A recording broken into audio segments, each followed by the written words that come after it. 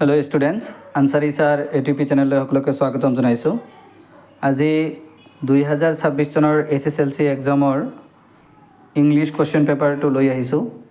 যিসকল ছাত্ৰ ছাত্ৰীৰ ইংৰাজী প্ৰশ্ন কাকত প্ৰয়োজন আছে সিহঁতে ইয়াৰ স্ক্ৰীনশ্বট লৈ ল'ব পাৰে। আৰু কিছুমান কুৱেশ্যনৰ MCQ কুৱেশ্যনৰ টিক মাৰ্ক দিয়া হৈছে, শুদ্ধ উত্তৰ কিছুমান দিয়া হৈছে। যদি প্ৰয়োজন হয় তেনেহ'লে এইখিনি ল'ব পাৰে আৰু স্ক্ৰীনশ্বটটো লৈ ল'ব পাৰিব।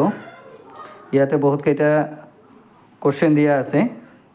MCQ প্ৰথমতে 45টা থাকিব, তাৰপিছত থিয়ৰী বেছ কুৱেশ্যন থাকিব ডিছক্ৰিপটিভ 45টা, আৰু ইয়াতে এছে, লেটাৰ, এপ্লিকেশ্যন বা ষ্টৰি ৰাইটিং এইবিলাক দিয়া আছে। গোটেইখিনি চিলেবাছ কভাৰ কৰিছে 2026 চনত।